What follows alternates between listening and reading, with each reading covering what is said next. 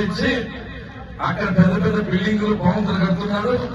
తిక్కోలా శ్రీధర్, నేను అక్రమాలు చేయను, ఇక్కడ సంపాదించే అవసరం నాకు లేదు.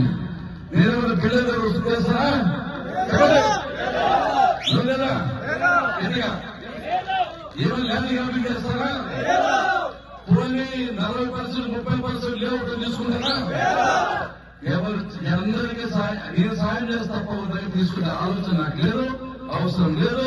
ఇచ్చేది తప్ప తీసుకుంటే నా జీవితంలో లేదు, నా చరిత్ర లేదు అని చెప్పి ఈ సందర్భంగా చెప్తున్నా.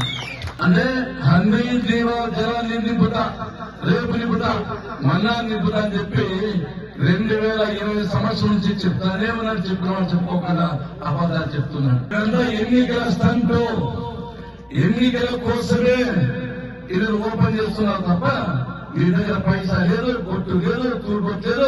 అది ఉత్తర జీవం అని చెప్పే సందర్భంగా మీకు మే మాసంలో జగన్మోహన్ రెడ్డి గారు వస్తారు. 193 చెరువులు శంకుస్థాపన చేస్తాడు. వచ్చే 18 లోపల అంటే 2021 సంవత్సరానికి ఈ చెరువులన్నీ నింపుతారని చెప్పిన మాట వాస్తవమా కాదా ఆ వీడియోలో అర్థమవుతుంది. ఇది ఏం చేశావు? నీ కంపెనీకే తీసుకున్నావు. 908 కోట్లు అప్పులున్నాయని చెప్పి కెనరా బ్యాంకు నీ ఆస్తులు మొత్తం నేలం వేసింది. మళ్ళా ఏఎస్ఆర్ కంపెనీలో కొన్ని వందల కోట్లు బకాయి ఉన్నవి కాక, బ్యాంకులో చూపించిన కాక దాదాపు 500 కోట్ల పైసలకు అప్పులున్నాయి. అటువంటి కంపెనీకి ఈ పనులు చేయమని ఇచ్చారంటే ఇంతకంటే అన్యాయం అక్రమం ఎక్కడ ఉంటుందో. దివాలా తీసిన కంపెనీ, అప్పుల కంపెనీ, బ్యాంకు దగ్గర కంపెనీకి తీసుకొచ్చావు.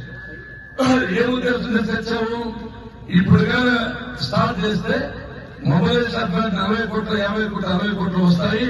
దాంతో ఎన్నిక చేయడం వస్తున్నావు తప్ప రైతులకు సాయం ఆలోచన కానీ, తపన కానీ, ఉద్దేశం కానీ, లక్ష్యం కానీ, అభిప్రాయం కానీ, ఏం కానీ, టార్గెట్ కానీ నీకు లేదని చెప్పే సందర్భంగా తెలుస్తున్నా. అంటే రైతులు పరంగా పెట్టి ఈ కార్యక్రమం చేస్తున్నావు. నేనే వస్తా, నేనే నింపుతా 193 చెరువులు. నువ్వు ఒక్క చెరువు